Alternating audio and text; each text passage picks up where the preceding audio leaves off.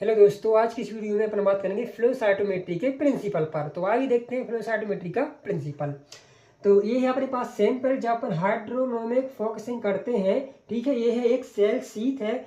इसमें जब फ्लूइड मिलता है और एक जब ये सेल्स रिलीज होती हैं यहाँ से इस ट्यूब के द्वारा, तो जो सेल वो सिंगल रिलीज होगी, एक एक सेल करके आएगी नीचे की ओर। तो क्या होगा, जब भी सेल्स इस ये क्या है, लेजर बीम है, लेजर लाइट है। जब लेजर लाइट इस सेल से टकराएगी तो ये जो लेजर बीम है ये स्कैटरिंग हो जाएगी, या क्या हो जाएगी, स्कैटरिंग हो जाएगी। जब स्कैटरिंग होगी तो दो प्रकार की स्कैटरिंग यहाँ पर देखने को मिलती है। एक है फॉरवर्ड स्कैटरिंग, यानी कि जो आगे की ओर होती है, और एक होती है साइड स्कैटरिंग, यानी कि जो साइड में होती है। तो जो आगे की ओर स्कैटरिंग होती है वो सेल्स के साइज को बताता है, या अपन को पता चलता है कि कितनी बड़ी सेल्स है। ठीक है, और जो साइड स्कैटरिंग है, साइड स्कैटरिंग मेजर करता है सेल की कॉम्प्लेक्सिटी को, यानी कि कितनी उसमें ग्रेनुलरिटी है किस सेल में। ठीक है, और ये क्या है, डिटेक्टर है।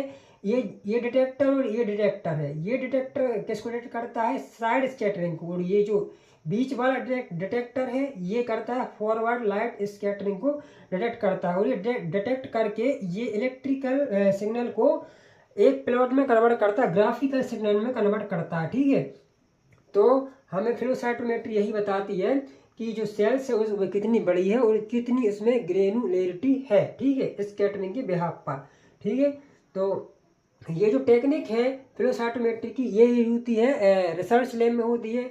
और जो माइक्रोबायोलॉजी की लैब रहती है, बायोलॉजी लैब, जिसमें जिसमें कोई HIV पेशेंट के सैंपल्स हैं, उनमें यदि अपन को CD4 और CD8 सेल है, उनका मेजरमेंट करना होता है, यानी कि आइडेंटिफाई करना होता है। तो इसी टेक्निक के द्वारा उनका आइडेंटिफिकेशन होता है।